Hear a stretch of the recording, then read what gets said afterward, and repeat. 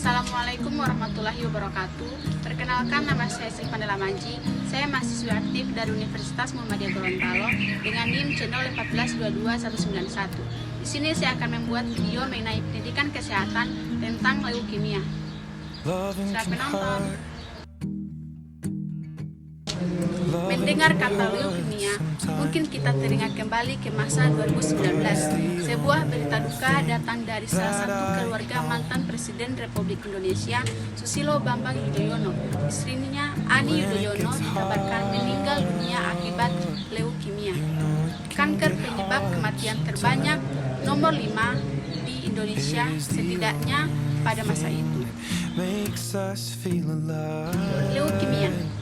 Leukemia atau biasa dikenal sebagai kanker darah adalah jenis kanker atau pertumbuhan tidak terkontrol dari induk pembentuk sel dalam darah dalam sumsum tulang.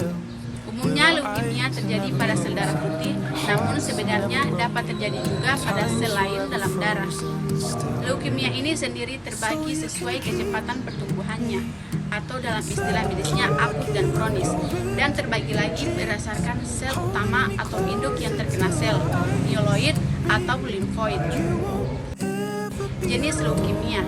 Leukemia dapat dikategorikan menjadi 4 jenis, yaitu leukemia limfositik akut atau LLA, limfositik kronis LLK, mieloid akut LMA, dan mieloid kronis LMK.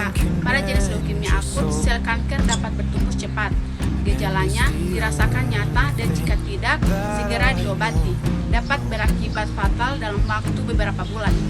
Sedangkan pada jenis leukemia kronis, gejalanya tidak langsung dirasakan nyata. Orang dengan leukemia kronis dapat merasa kondisinya sehat selama bertahun-tahun dan gejalanya baru terasa di kemudian hari.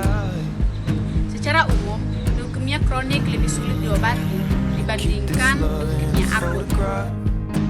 Insiden dan prevalensi menurut Global Health pada 2020 terdapat 474.519 kasus baru leukemia dan 311.594 kematian akibat leukemia di seluruh dunia, dengan kejadian paling banyak ditemukan di negara Asia. Jenis tersering merupakan leukemia limfositik kronik yang mana paling banyak terjadi pada orang tua di atas 55 tahun dan hampir tidak pernah ditemukan pada anak. Anak-anak. Secara umum, kejadian leukemia lebih banyak terjadi pada laki-laki daripada wanita. Kondisi Indonesia sendiri, menurut data dari WHO pada tahun 2019 terdapat 11.314 kematian yang diakibatkan oleh leukemia, yang merupakan kanker dengan kasus. Kemudian gejala. Secara umum, gejala leukemia tidak khas dengan memiliki beberapa gejala ini. Belum tentu seseorang pasti didiagnosis leukemia. Gejala hanya membantu untuk memberikan arah dalam diagnosis oleh dokter yang nantinya perlu pemeriksaan lab bertahap. Gejala yang dapat ditentukan antara lain seperti demam, lesu, perdarahan, organ tubuh mengalami pembesaran seperti organ hati, limpa, kelenjar getah bening, mudah lebam, perdarahan saat mens yang sangat banyak, dan nyeri pada tulang rusuknya tulang panjang. Kemudian diagnosis.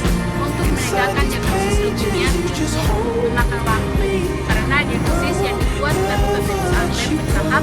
Biasanya dilakukan pemeriksaan darah lengkap, status pembekuan darah, fungsi liver, dan apusan darah. Pada pemeriksaan apusan darah tepi, bentuk sel tidak normal dalam darah dapat terlihat di bawah mikroskop. Pemeriksaan sumsum tulang perlu dilakukan apabila seseorang diduga memiliki leukemia. Baiklah, sekian itulah video dari saya. Semoga bermanfaat. Wassalamualaikum warahmatullahi wabarakatuh.